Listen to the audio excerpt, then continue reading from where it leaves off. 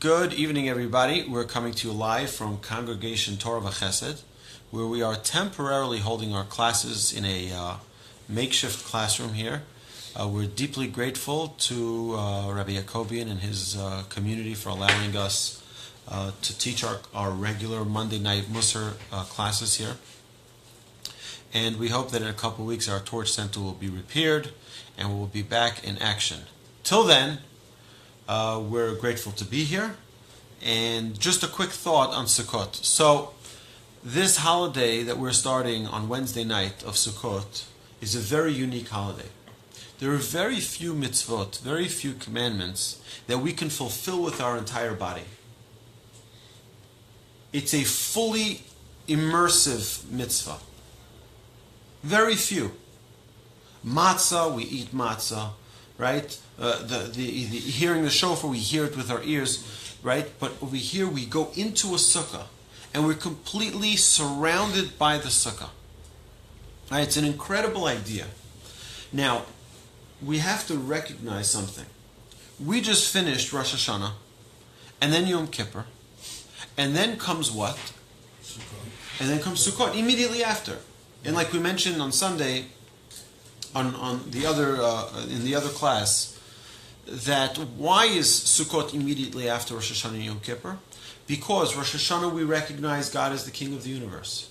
And then we suddenly say, wow, 1 second, how can I have betrayed God? I better repent really quickly.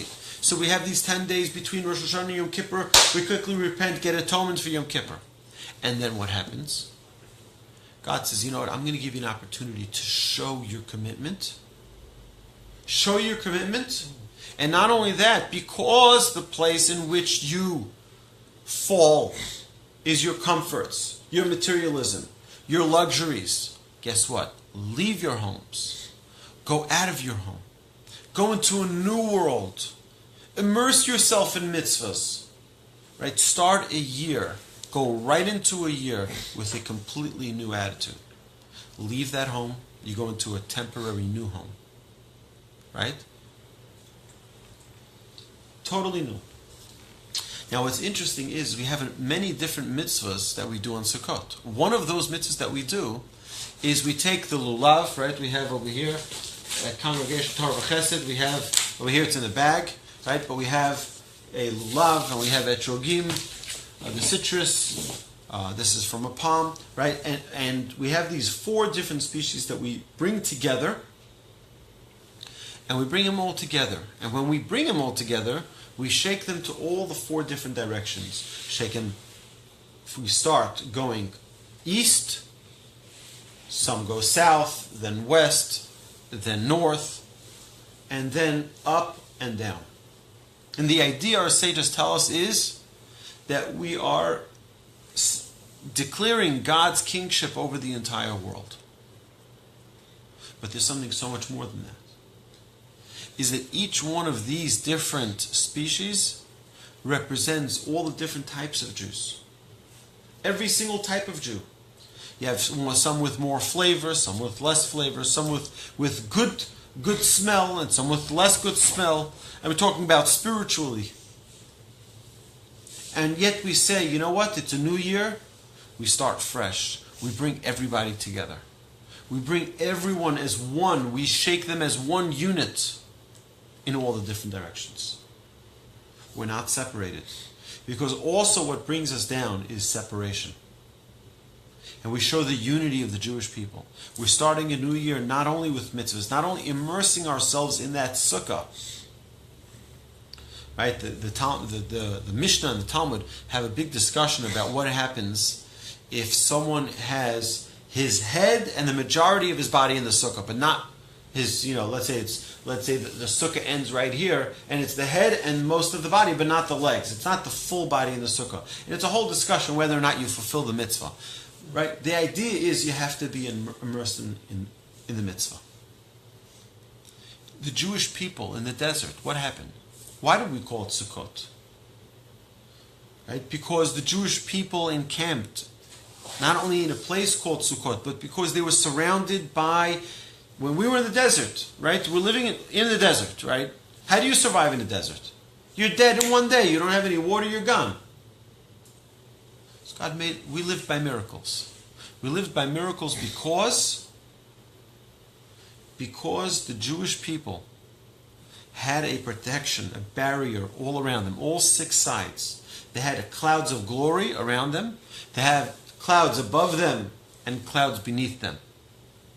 So you step on the hot sand in the desert, you burn your foot. No. They had a cloud there so that they wouldn't, right? An unbelievable existence. Right? That's the Jewish people in the desert. A completely supernatural experience.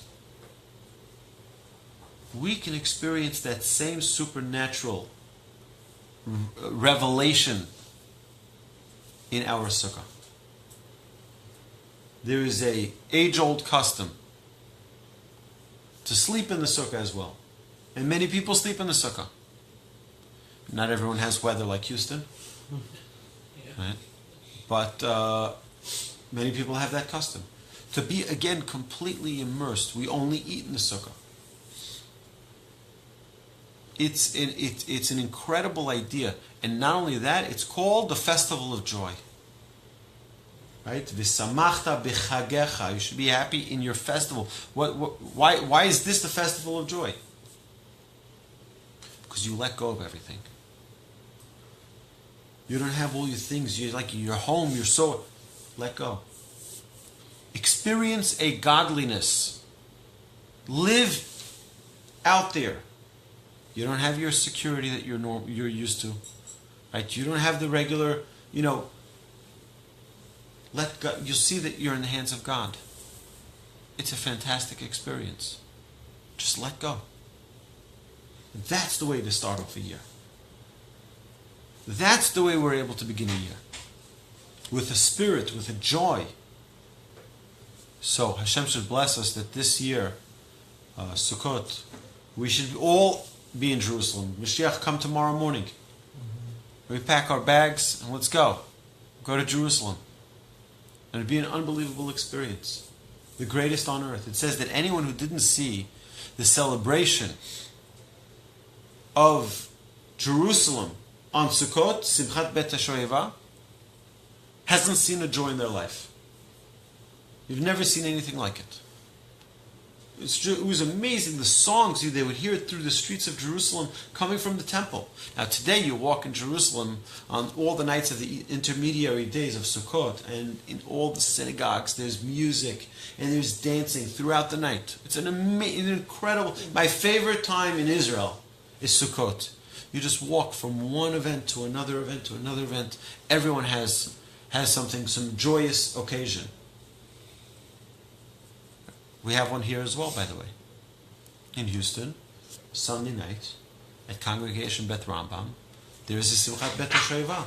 I encourage you all to be there. I will be there. Right? There'll also be, just a little bit earlier than that, there's going to be a Scotch and Cigars at Meyerland Minion, where I'll be speaking as well. I look forward to seeing you all there as well. They're all free. Believe they're free of charge. I'm not sure if there's it's probably a nominal cost if there's any. And then one of the nights they have it here at Congregation Torah Vachesed as well. So it's just an absolute time of joy. Right? Hashem should bless us. We should find that joy. We should have that joy. And we should live with that joy throughout the year. Amen. Thank you for joining us.